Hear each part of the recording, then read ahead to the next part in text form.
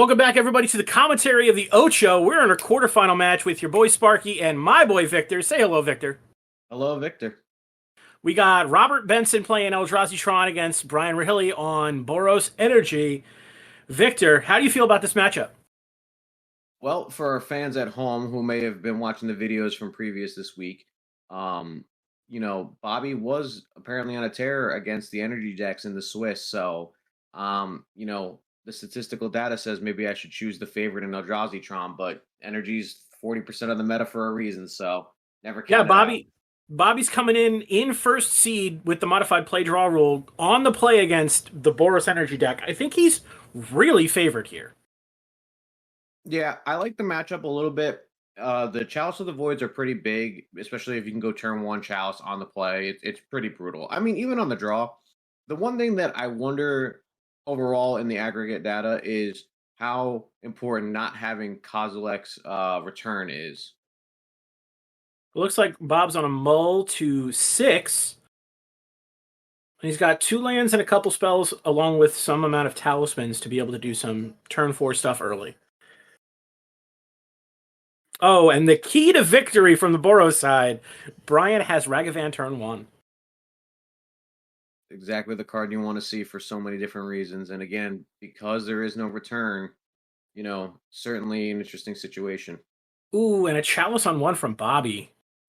He doesn't have he's got the matching Tron lands. I'm not too worried. I think if Brian has 2 drops, 3 drops, and the One Ring, he might be okay.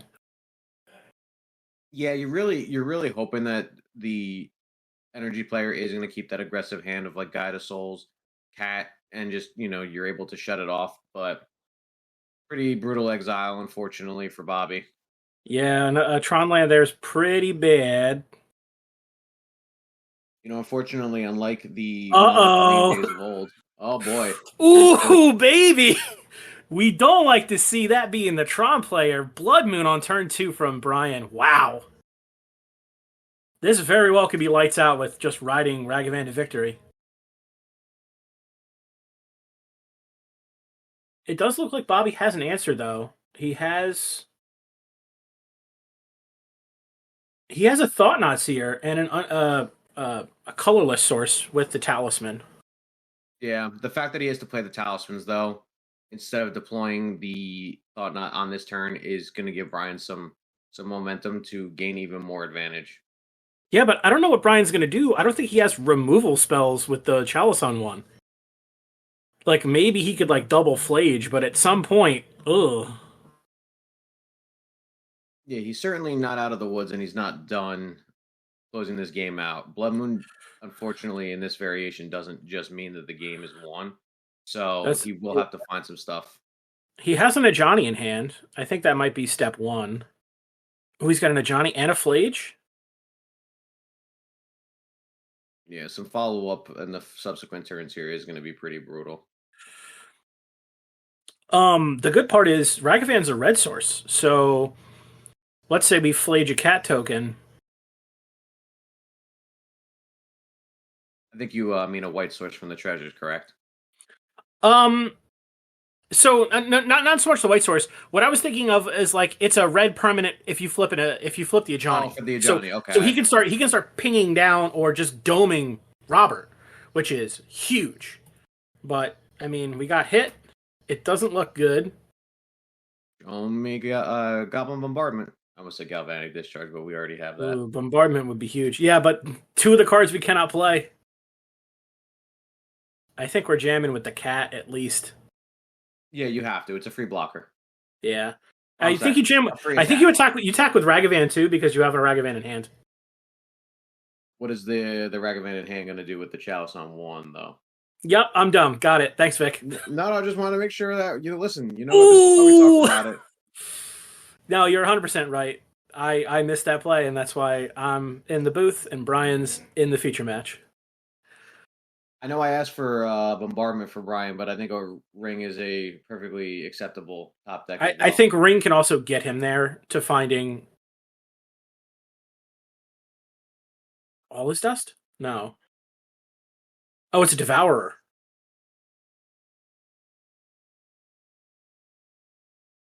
Yeah, that's smart. That's a pretty good answer. I mean, you get hit the Blood Moon, but I think out of everything,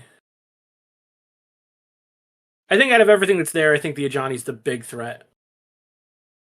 Yeah, that the Ajani is the only thing that can really just spiral out of control. All the things that you can hit, right? Like at Sure. this point, you're going to be able to cast everything. You have your talismans. The mana denial is actually better for Bobby at this point because you can't use Arena of Glory. There's only one white source. You need your Ragavan and treasures to get more. So Yeah. I definitely agree with Bobby's call there to get rid of that Ajani. We have a bombardment. I mean, it's bound to happen. Do we have our Holy Pariah?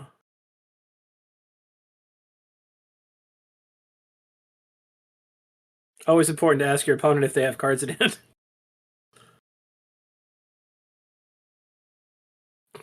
Flipping a Johnny for the people at home. Ooh. Hey. Okay. Ooh, I think we just slammed this here.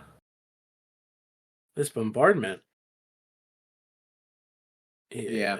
No, absolutely. You have a wide enough board. I mean, the only thing that would make it better. Well, and now we have profitable blocks on the Devourer of Destiny because we can like block with 2 Raptors and sack the cat and the Ragavan to kill it. And all this dust would be sad.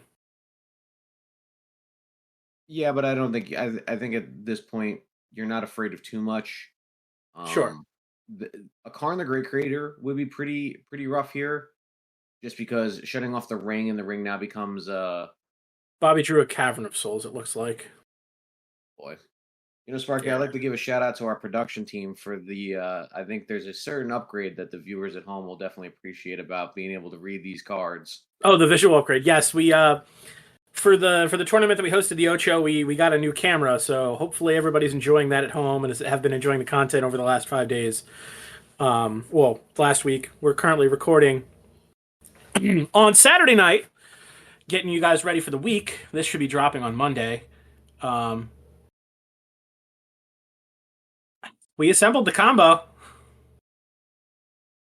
I think these are the weaning moments of this game right here, Vic. Yeah, I mean, I would have already just scooped because it would have just been brutal to see this entire board and. Yeah, because you sack a cat, you do 5 to the Thought Knot Seer, draw another card, right? And then like there's really no good. Ooh, maybe not. Maybe we're just gonna. Yeah, I guess we're blocking. I guess we're just blocking. We're gonna block the Thought Knot. It's not coming into the red zone. And then sack the Ragavan because the cats are more potent. Or not? Oh no, yeah, it was 5. My math was bad. The Ragavan is still a 2/1, just like them. Same abilities, so I don't know.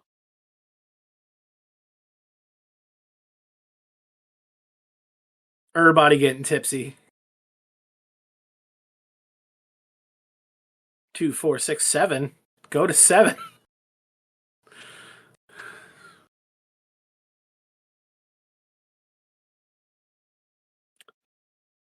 Can Bobby match the top deck ring? I'm gonna be honest. I don't think top deck ring does anything because we have what 1, 2, 3, 4 creatures on the board.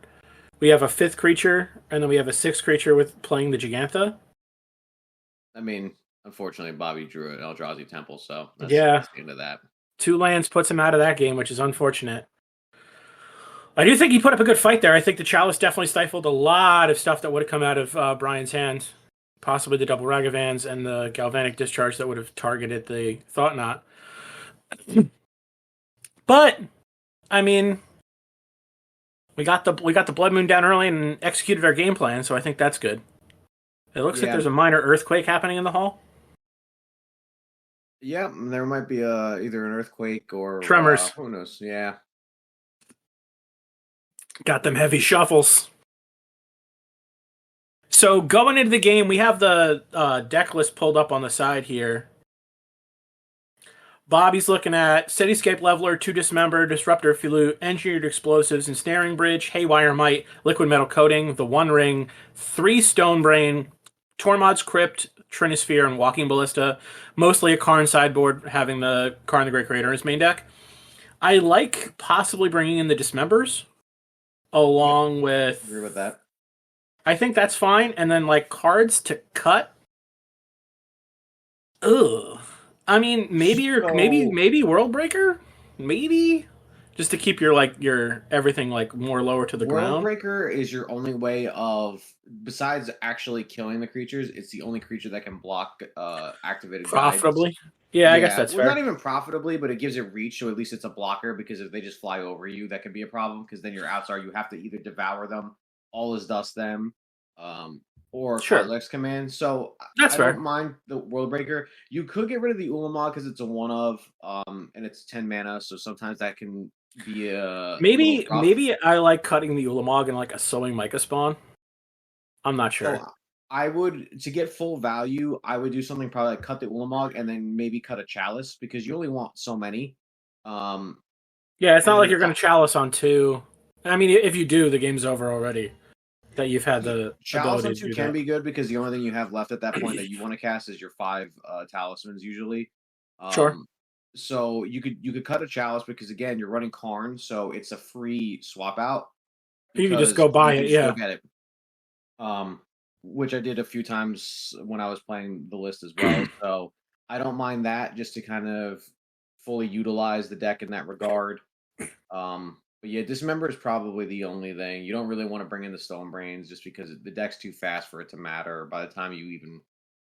You just want a little bit. You want a little bit more removal. Yeah, you want the Dismembers to slow them down. You're willing to pay that 4 life for the incremental value over time there. So. And Brian doing the pro gamer move of not revealing Gigantha. So that tells me one of 2 things. It tells me actually 3 things. All 3 White Orchid Phantoms are in his deck now. As they should be. Yeah, and then I think possibly I could like see Orange Champ from the energy decks. I don't mind that. Your opponent's playing big spells and they have a lot of value attached to them. 1 mana Time Walk in a lot of those situations can be really huge. Oh yeah, 100%. Something else I was looking at is like maybe Exercise, because it can get some of the big creatures out of the way. It's the big creatures, hits the 1 ring. I like the idea of that too. So yeah. So we got Bob on another mulligan to 6. Hopefully, I hate to see somebody go down to 5 in a top 8.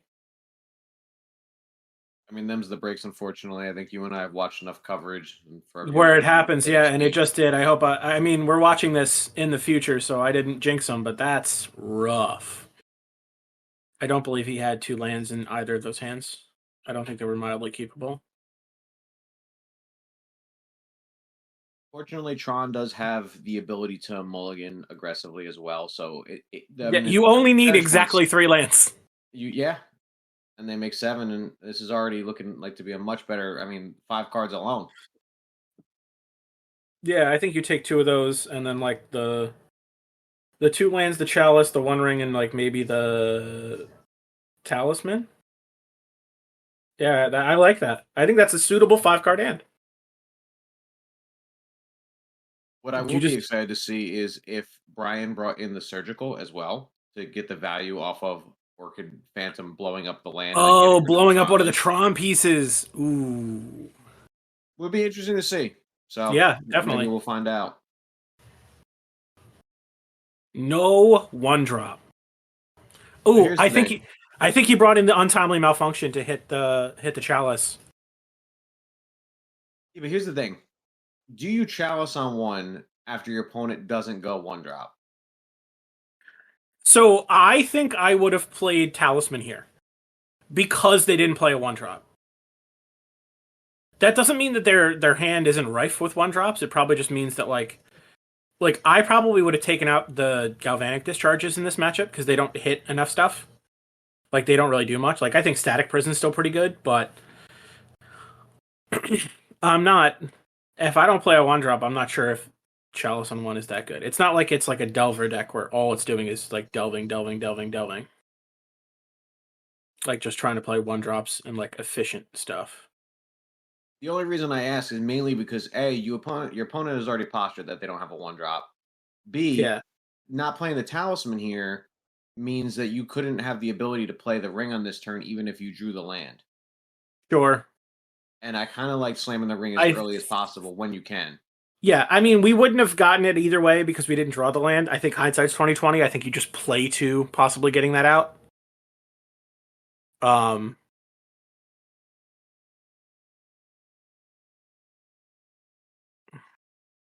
Leveled up a braid is good. yeah, I don't think it's that bad. Oh, now that's some mana denial right there.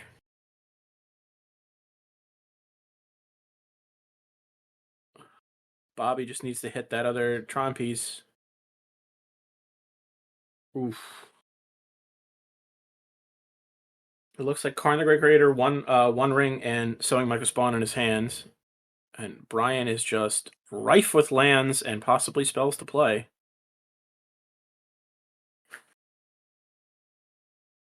Playing Arena of Glory for the turn. I can't see that full art card. It could be a mountain. Ooh. Or we got a raptor? Good. Splitting the red mana for the viewers at home. Always leave the Very extra red just important. in case. Yeah.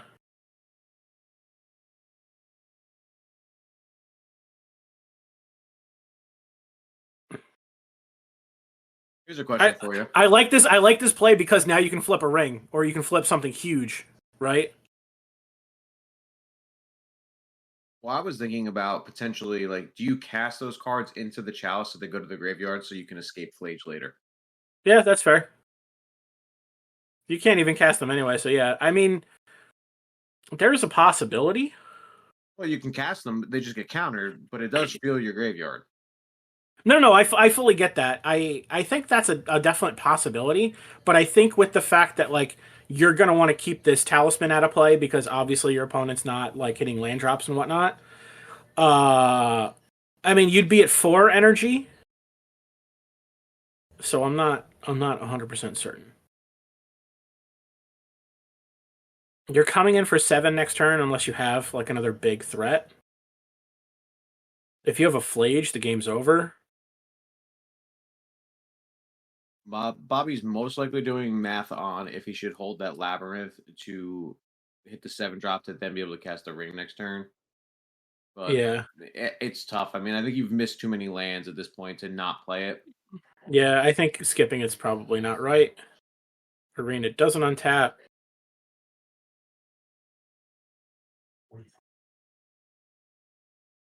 That's an untimely malfunction. Would have been nice to see a turn ago. But we're still good.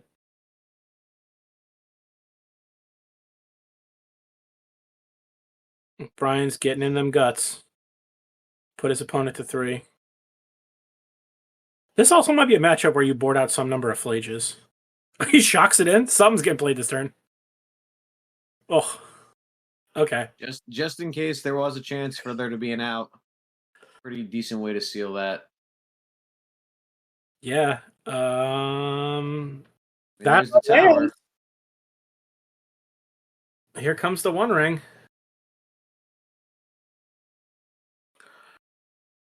Not bad. I don't think it hurts to draw the card there. Because 3 and 2 is not that much different unless your opponent's running lightning bolts, which I don't think he knows necessarily. But Brian is definitely not. I mean, either way, 3 and 2 is the same at that point between Flage and Bolt. So, Sure. see the card. You're dead to one, you're dead to either. I believe he's doing this with the prison trigger on the stack. Hopefully.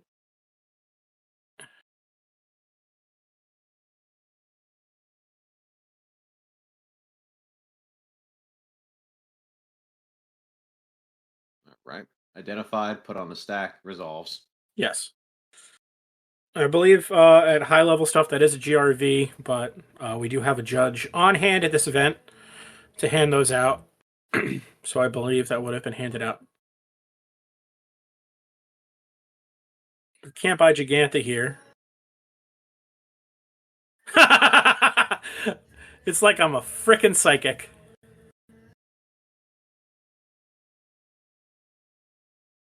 I think the pass is fine because then we can elegant parlor.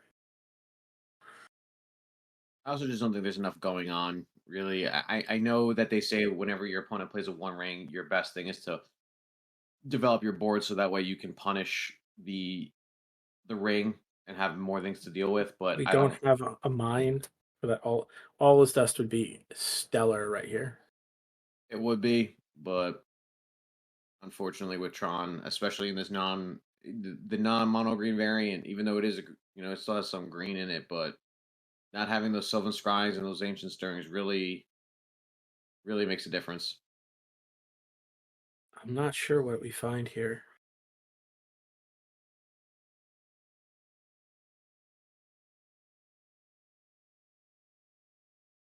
I guess that helps, but if he just attacks with everything, we're just kind Well, of. he can't get the Haywire Might. I mean, he can, but he'll be very upset when he casts it. That's true.